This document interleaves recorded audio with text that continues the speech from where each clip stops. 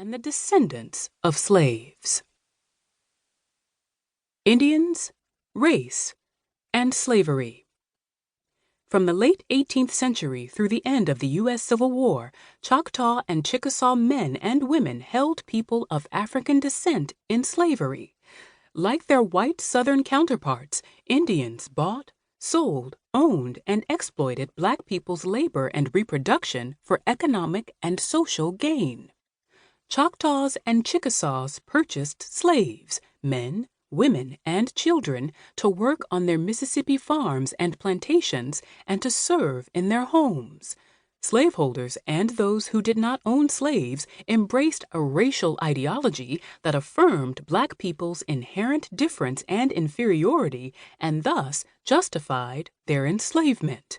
Whether they owned only a few slaves, rented a slave for seasonal labor, or operated a large plantation with hundreds of slaves, Choctaws and Chickasaws understood that slavery allowed for the accumulation of personal wealth.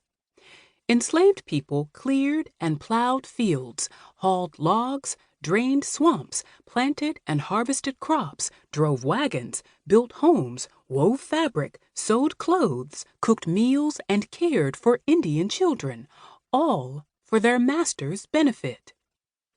Choctaws and Chickasaws purchased slaves in private transactions with other slaveholders and at public venues in cities such as New Orleans, conducting their business with white traders and slaveholders as well as with other Indians.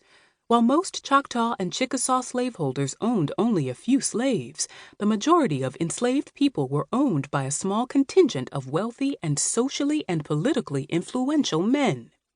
Clustered in neighborhoods dominated by large farms and plantations, enslaved people worked to create durable and meaningful family and community ties with each other. They eluded their master's surveillance, circumvented laws and customs governing their speech and mobility, and sometimes successfully liberated themselves by running away. Many historians who have written about the 19th century Choctaws and Chickasaws have noted the existence of chattel slavery and simply linked it to Indians' increased participation in the early 19th century American market economy. Discussions of slavery have not concentrated on enslaved people's lives or their relationships with their Indian masters, but instead have focused on the nature of Indians' relationship to the American market economy.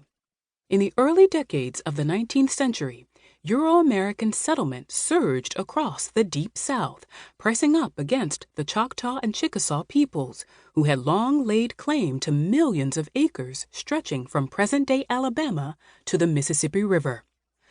While the United States recognized Indians' right to the soil based on their prior occupancy, the federal government was nonetheless wholly committed to extinguishing Indian land claims. In the early decades of the 19th century, federal officials pursued measures designed to alter and eradicate Indian social and economic practices, especially their land use patterns. Framed as civilization policies, lawmakers and reformers imagined they might remake Indian people and assimilate them into the American mainstream.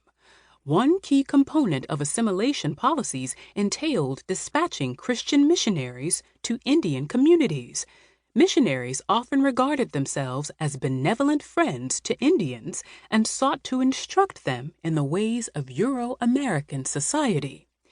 U.S. policy pressed Indians to abandon hunting and take up settled agriculture, a shift that most officials hoped would lead Indians to cede their uncultivated land to the United States.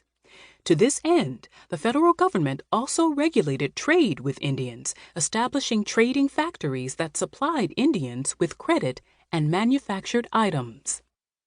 Indians' gradual shift away from hunting, a largely collective enterprise, and toward more individually oriented agricultural pursuits was coeval with their changing understandings of property. Increasingly, individuals accumulated goods, whether crops or manufactures, rather than looking to traditional headmen to distribute food and other items.